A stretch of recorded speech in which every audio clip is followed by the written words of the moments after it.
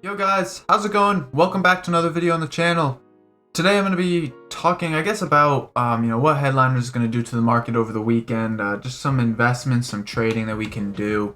We had a decent day so far. We haven't hit 125Ks yet as of me recording, but what looks like is going to happen is the market is going to continue to rise up.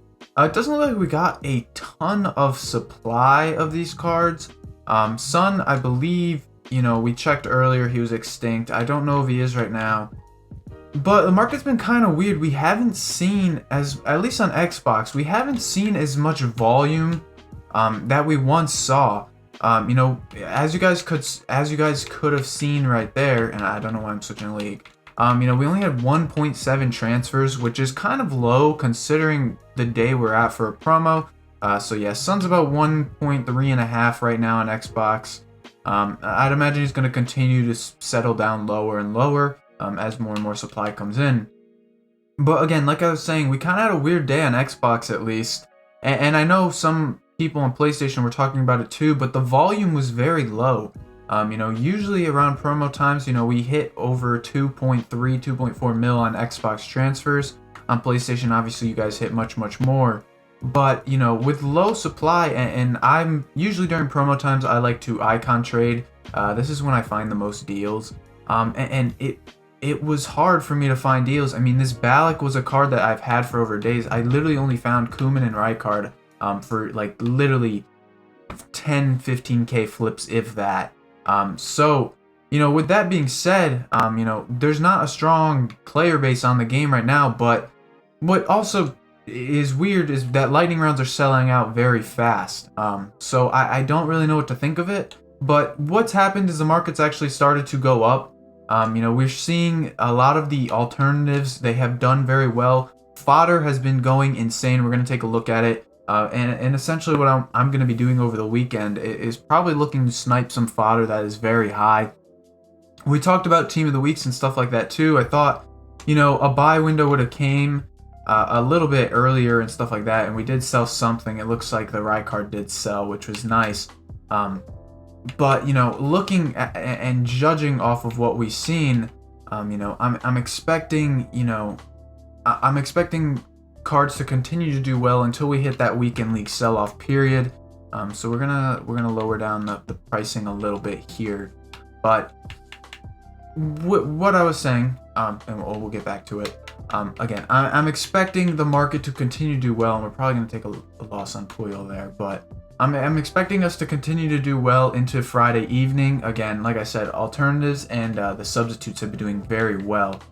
Sun, we looked at in earlier's video, we saw what Sun did, and he moved up quite a lot, and very fast. He went from 290 to 330 really fast. And I haven't checked right now, and it seems he's kind of actually dipped back down. But still, he was up from what he started at today, and I'm sure some people got in much lower. Looking at the center backs, the center back duo of Upamecano, he's a card that did very well. We had Diego Carlos as well that did well. The reason why Upamecano was going to go up was because he, his headliners is very expensive.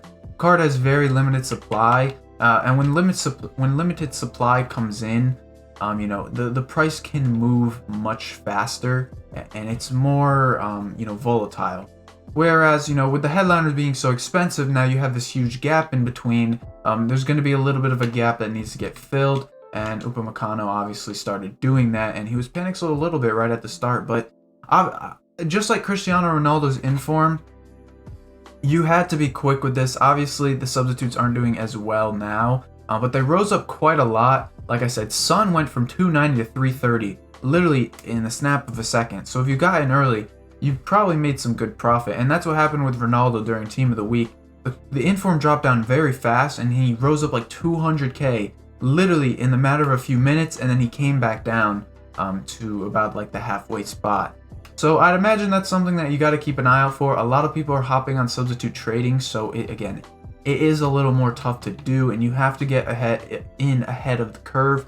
Obviously, we didn't know which players were coming out.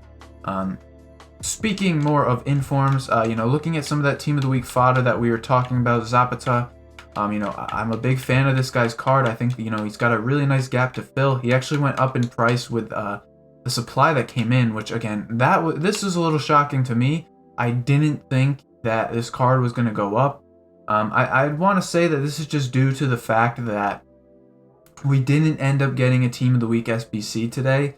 And now people are starting to buy up knowing that supply didn't come in. Only 8 pages of him under 35k, which means his supply wall is really kind of low. I mean, we get some more buyer, pressure on the informs. They're going to start going up. He obviously had a gap to fill too, as the next closest inform to him was going to end up being like 38, 39k.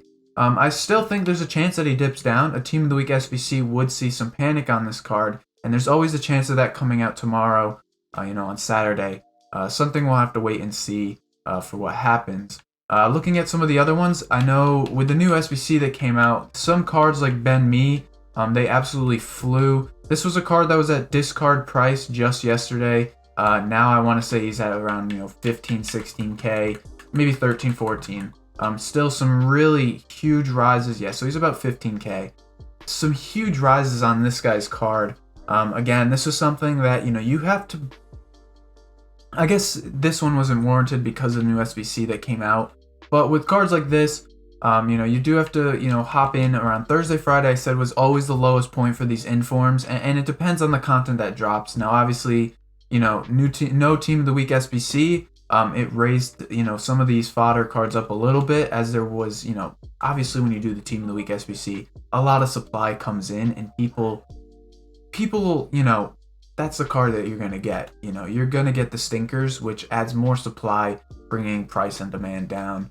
But again, we didn't get it, so it doesn't matter. Looking at some of the other ones, Lucas Vasquez was one I had my eyes on because he looked like a decent one. I was a fan of this one at 83 rated, especially the position being that it's scarce. There's potential for him to rise. And, he's at, I want to say 19k to start the day on Xbox, and he's now at, 21-ish k, 22k. So again, another rise on the fodder card, and the markets are going to continue to do well. Taking a look at, say, some of the gold metas, I want to say the gold metas did decent too. But like I've been saying in the past, week, we do have to be careful. Again, I would look to probably start liquidating on a strong market day like this, because we are getting Team of the Year soon. And Team of the Year, every year we see a lot of panic heading into Team of the Year. And then once Team of the Year does drop, we start going up. But again, there's going to be a lot of panic. I think people are really going to start getting more panic, because I think we are going to see Team of the Year nominees soon. Like I said earlier today, I'm gonna have a video coming out talking about Team of the Year nominees, everything you need to know, coming out later this weekend. It's either gonna be Sunday or Saturday. I don't know which day yet, but it is coming. So stay tuned for that, because that there's gonna be a big impact on Team of the Year nominees, because that's when the panic's really gonna start to set in. Card like Neymar, you guys know I like to use him as the indicator, for the current market. Neymar's card, again, he was sitting at about 550. It looks like he's about 560, 570. So again, very strong. At the time of me recording this video, and by the time it goes up, we're going to be at the point where we see the most buying pressure coming into the market. Right about after lightning rounds, we really start to see a lot of buying. This is a good chance for people to take profits and stuff like that. And realistically, I'd recommend you guys probably selling at this point. I know a lot of you guys have weekend league to play, but realistically, I think we're going to start seeing the markets go down as we get closer and closer to Team of the Year. It's going to be a time where people are selling, people are panicked. We saw with Team of the Year voting, literally just the voting came out and people were panic selling like that. It got bought up very fast, which we were lucky. But still, when we start getting closer and closer and that panic really starts setting in, we're going to see the market sell off. And I think, now is a decent time to sell, because the markets are going to be high, whereas when weekend league sell-off hits, you're already going to lose coins. Now, I know, almost dropped the controller. I know you guys have weekend league to play. I do too. It's why I'm rocking this stinker team of an untradeable team heading into the weekend, but, it's probably the best way to save coins. So, just keep an eye out for that. Anyways, that'll pretty much wrap up the video. If you guys enjoyed, please drop a thumbs up. If you have any questions, drop them in the comments down below. If you are new, make sure you guys subscribe. we got tons of FIFA 21 content coming out, and Team of the Year is going to be covered. So definitely don't miss out on that. And with that being said, until tomorrow, guys. Peace.